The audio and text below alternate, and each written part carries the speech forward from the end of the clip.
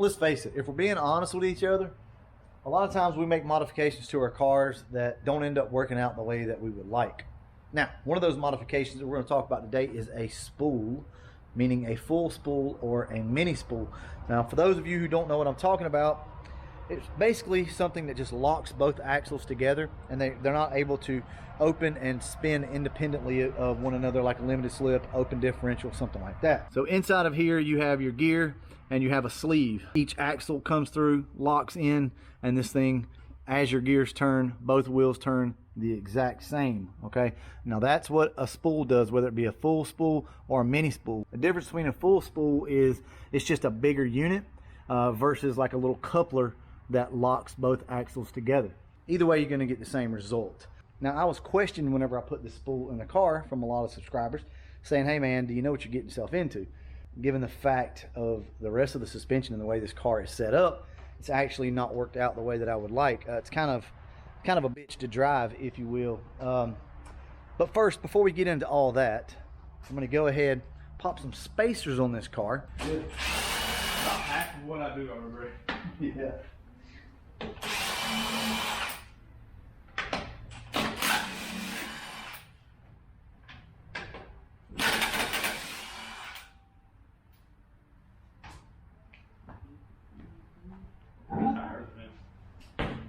Really? Yeah, they look good though. Yeah, they're good looking. Okay, so if you're wondering what I'm referring to when I say a 3-inch stud, other than Andrew, is these things right here. So you just got a longer stud, and what that's going to allow you to do is put a spacer back here. Now that's not their intention. Their intentions are actually for safety purposes. They're a hardened stud, and with it being open-ended like that, I think that's part of the inspection that they have to go through whenever they look for things like this. NHRA regulations, you have to have long stud with open lug nuts so that they can see, and your axles, I think they have to be able to see that too as well. All right, so as you can see, we throw this wheel spacer on. There's no issues there. I'll hold the camera. That's all you're getting. That'll work, Andrew. That's about all I expect from you. Good. No expectations, right? I've succeeded. All right, and now what this should do is allow us to get this tire out to the fender just a little bit more. Now that's not what this video is about. I just thought I would include this real quick. Like, I'm not going to show you guys the other side. We'll get this on, and then we'll pick back up and I'll show you the finished product once we finish with the video. So let me go ahead and get this done, and then we'll talk about this spool issue that we have.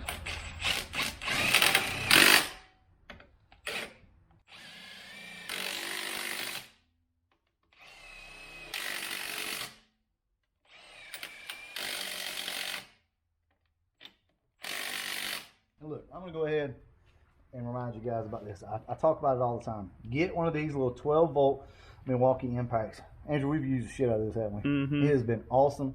It will crush a crush sleeve on your rear end. I'm telling you, it's that badass. These things are pretty good. I am in need of some batteries, though, but other than that, I love this thing. Anyway, all right, we got our other spacer on, and now I want to talk to you guys about this spool.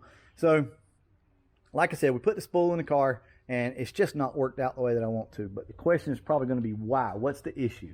Is it going to be the drivability or how it handles in the road in wet weather?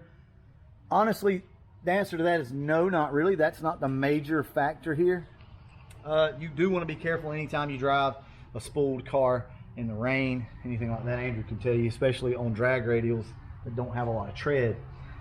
Now, don't get caught up on the drag radials, like not being able to drive those in the rain, because Nitto makes a really good drag radial, 555R, which is actually just fine in the rain as long as they're not worn out. So it's not the compound on the tire so much as it is the tread design. So I just wanted to clarify that, because a lot of people just assume because you have drag radials you can't drive them in the rain. That's actually not true. A softer tire is always going to be better handling. It's just a matter of tread. All right, so what is the issue with this? Believe it or not, the main issue that I'm having with this car is all the suspension gets put in a bind. Anytime that you have a spool in your car and these wheels can't unlock from one another and move independently, you're putting the rear end, you can't see both hands. There we go, there's a shadow down there. You're putting the rear end in a very, very stressful situation, especially when you're backing up and trying to turn. Okay, with all of this extra stuff that we have going on up here, all these mounting points, These are all points that can loosen up, or either if you don't have them super tight, will just cause all sorts of racket underneath your car. We're having that issue with this thing. When you go to back up and pull forward, it sounds like it's trying to rip the suspension out of the car, and it jumps around, it moves around. So one of the issues that I think we have come to find out are these are coilover kits, right? So this is a strange shock with a coilover adapter. That's not a bad thing. I don't want you guys to think that it is, but with a spooled car, it's a very bad thing. Look up here where everything's been in a bind and rubbing. You can see up here.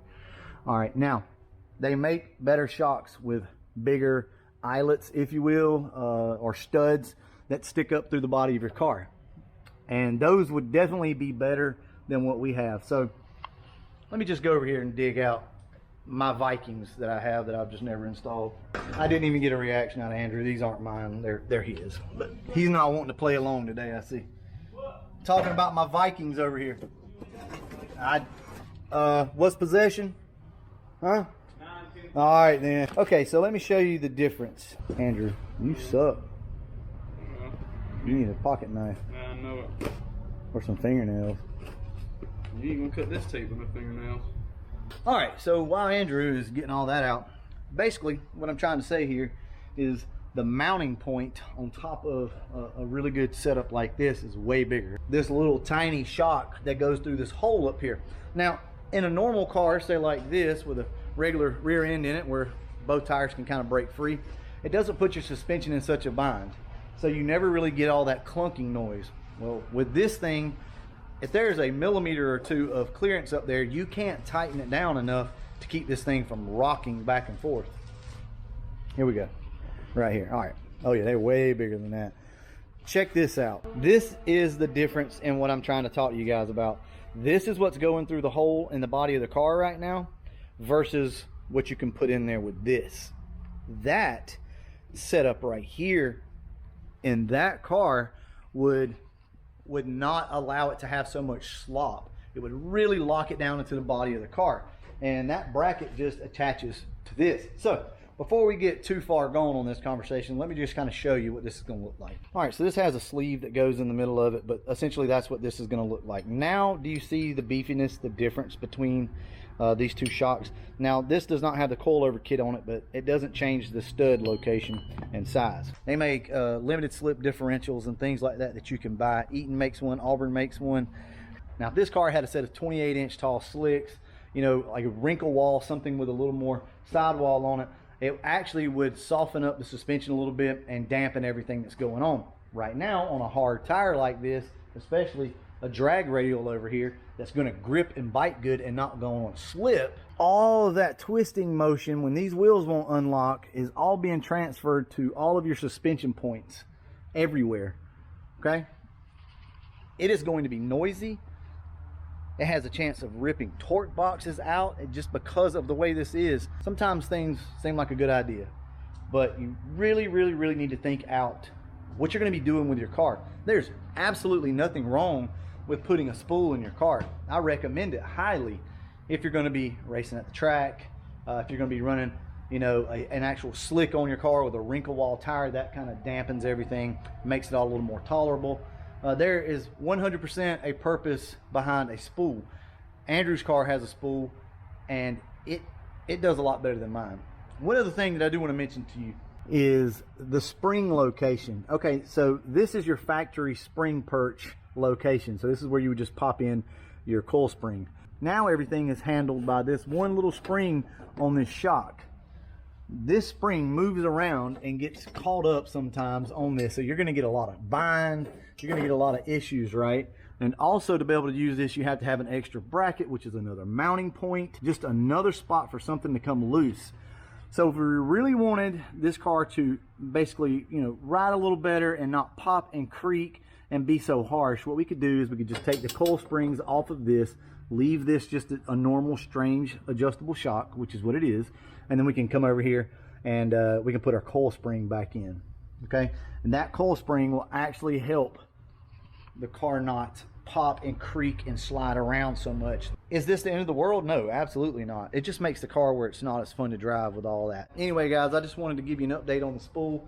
Oh yeah, we're gonna lower the car down and I'll show you what it looks like with the spacers now. Spacers really should tie everything together and get these back wheels closer to the front wheel. So let's check it out. So I guess I could go ahead and mention the fact of these coilovers are not a bad thing. These coilover kits, which is what's on the front of this car and on the back, it's not a bad gig, okay? If you've got just a street car with no spool, I absolutely recommend doing it for sure, because you can fine tune your ride height, and it's definitely a cheaper alternative. So any of you thinking about it, yeah, absolutely look into it. The coilover kits are awesome, meaning the kits that you build yourself. You buy a certain shock or strut and then you add your springs. So yeah, absolutely recommend that. Just with this particular setup on this car, it doesn't work the best. So I figured I'd come out real quick and show you the difference in the wheel fitment now on the car. As you can see, that's pretty close. In the back, I'm not going to go any more with any spacers. Now my fenders are rolled on this car, but that is just about as perfect as you would really want it. You could go out one more spacer with that, but personally I like the way that looks, so I'm just going to leave it right there. So I'll step back, let you guys see the car. I know it's kind of in and out of the sun, but that's it. Well, alright guys, I'm gonna go ahead and wrap this video up, and as always, thanks for watching.